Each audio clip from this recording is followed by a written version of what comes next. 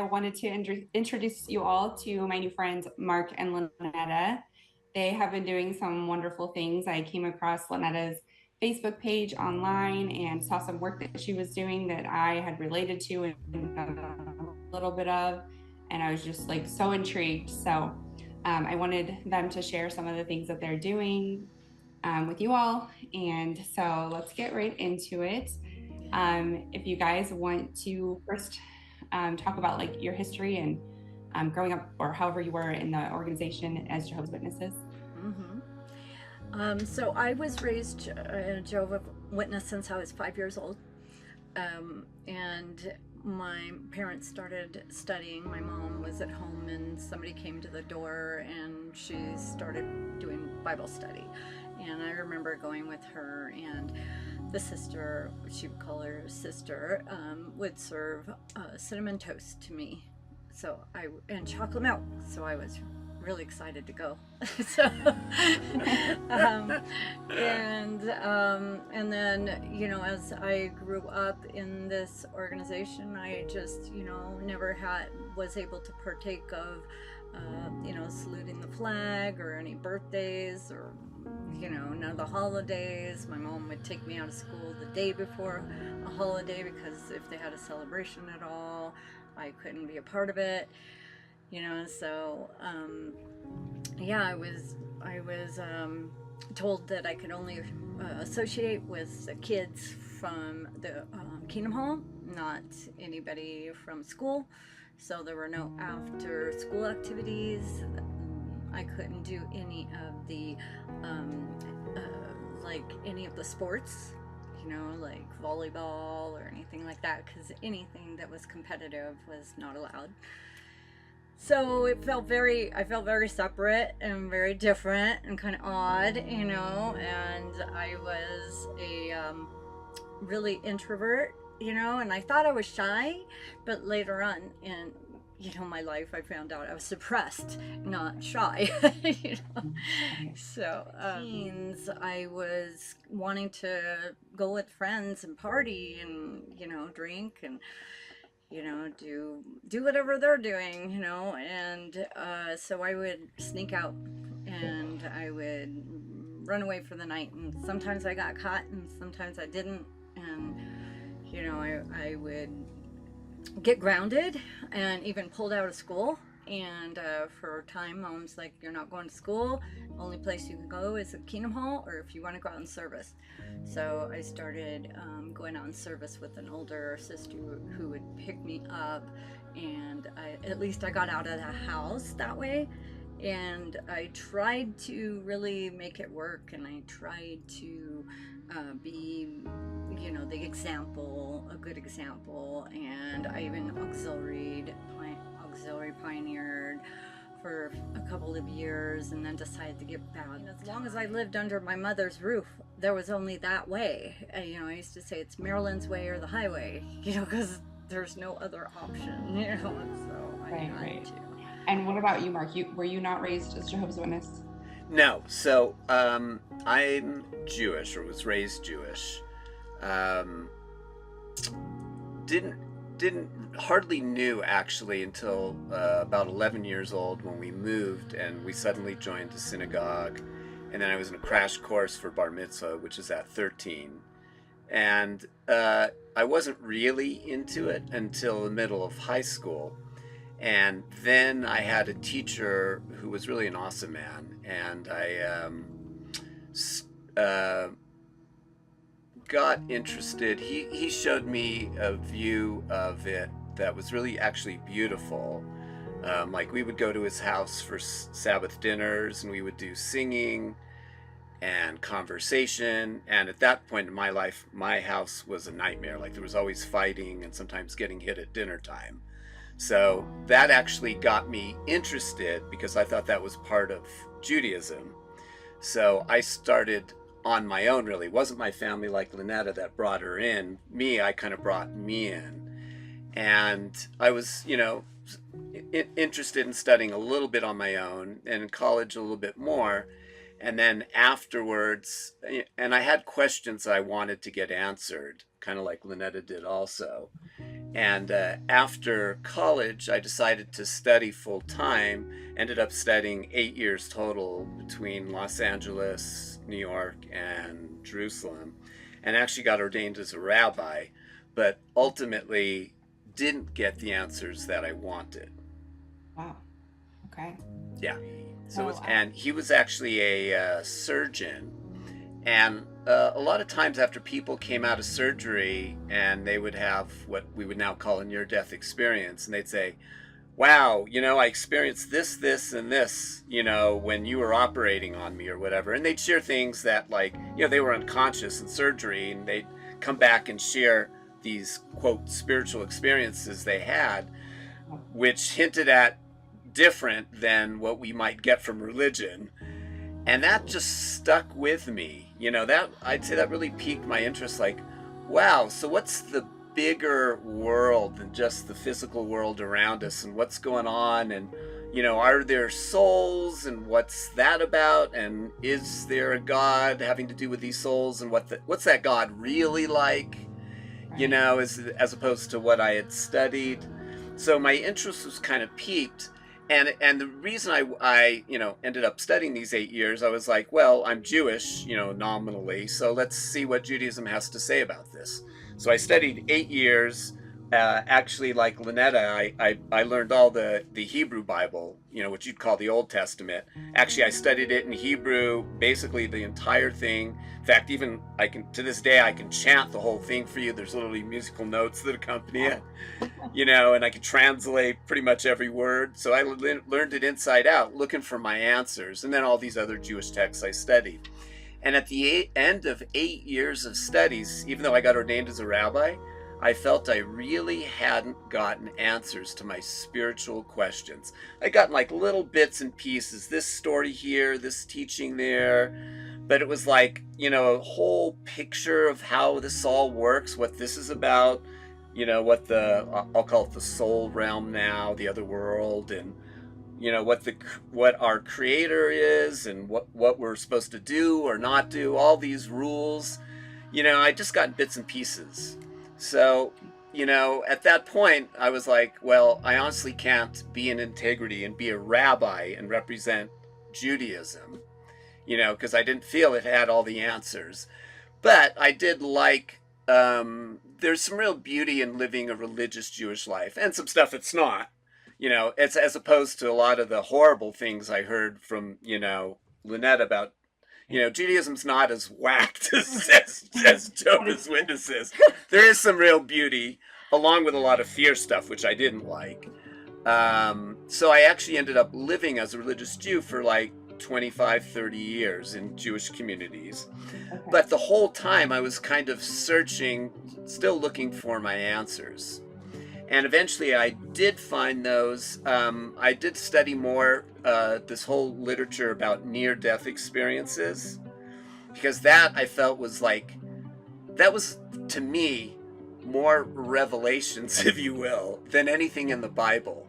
Because this is people like you and me talking, I died and I had this experience, and then I came back, and it's like, wow, what I learned on the other side is so different from the way things are here.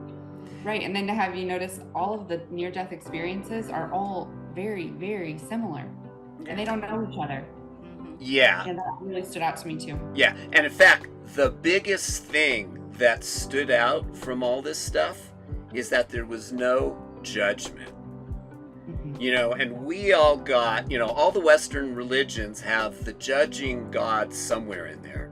And even when you bring in Jesus, that's not really a solution. It's like, so Jesus had to die because God, the creator, needs to punish, and needs sacrifice. It doesn't really help to have Jesus. It's still a foundation with this judgmental God in the background somewhere. Right. So it's like, near-death experiences, I got, wow, there's really no judgment. Then all these teachings about God that we all have learned are not necessarily the real deal.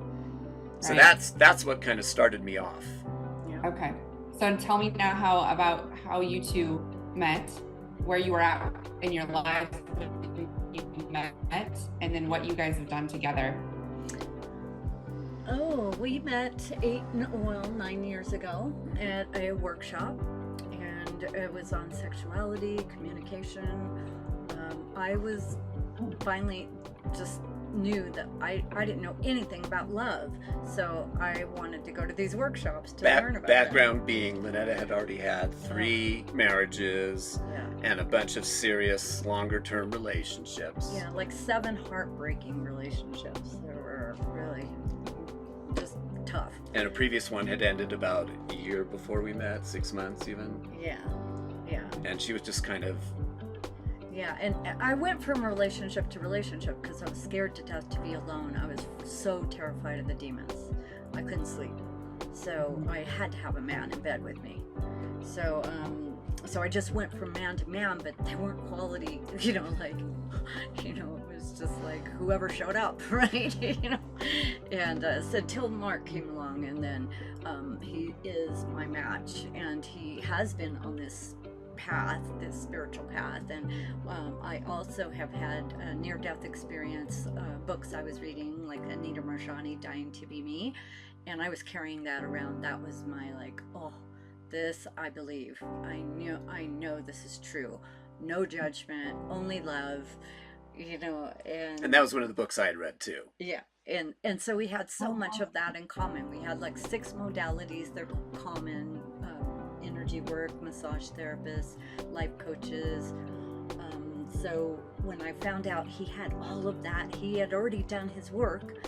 I had been doing my work, inner work, and I was like, oh wow, this could be an amazing partnership. Yeah, and there's a little more background, which is our paths were very similar.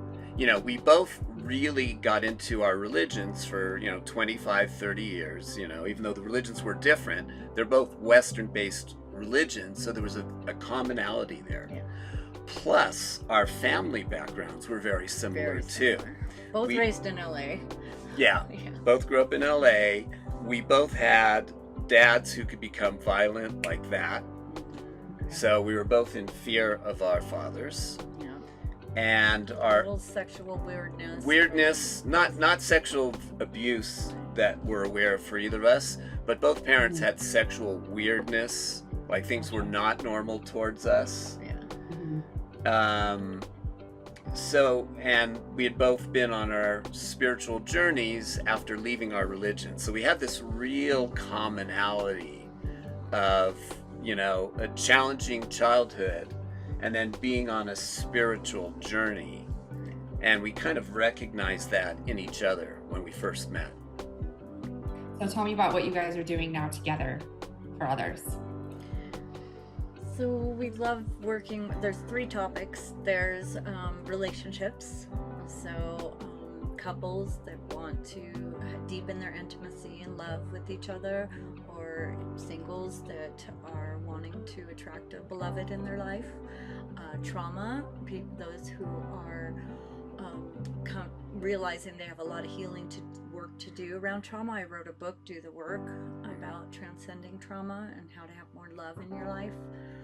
And then spiritual journey. The spiritual journey. Yeah, and I wrote a book called 3 Doors to the Soul. It was kind of my story about the spiritual journey and how I kind of went from religion, into what we would now call spirituality.